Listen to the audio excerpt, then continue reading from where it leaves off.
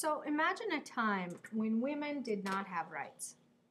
Women were not allowed to vote and were paid much less than men for similar work. Women demanded the right to vote. Suffrage, the right to vote. They wanted to be able to select the leaders of their country. An organized movement in support of women's suffrage first appeared in the United States in 1848. It was led by many women, but open to men as well. So it doesn't occur in 1848. It doesn't occur through the 1850s, 1860s, 1870s. We know that Wyoming was the first to allow women the right to vote in 1890, but it still has not come to the United States as a whole.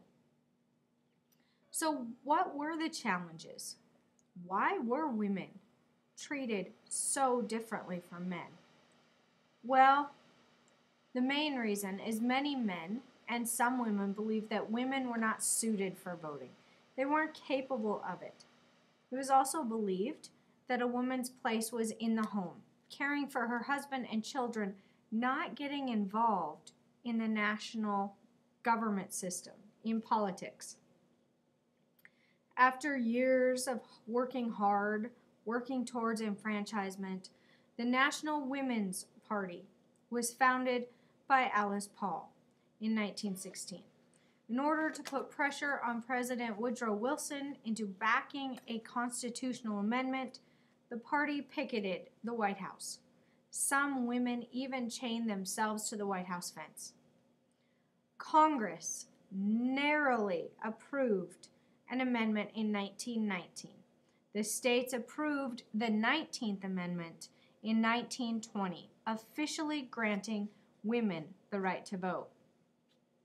Now, the women's movement changed and grew beyond just suffrage.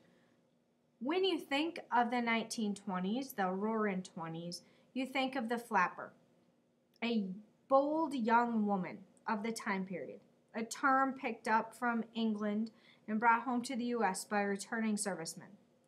The term referred to young, liberal, and even wild women.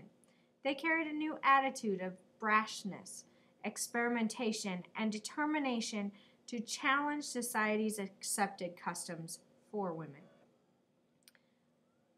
They drank, they smoked, and they even talked in public about sex. Flappers bobbed their hair, wore makeup, and shortened their dresses. They engaged in typically male jobs, such as taxi drivers and truck drivers. Watch this video clip to see the flapper style. Many young women began questioning the restrictive ideals of women's roles in society. They wanted the same social freedoms that men enjoyed.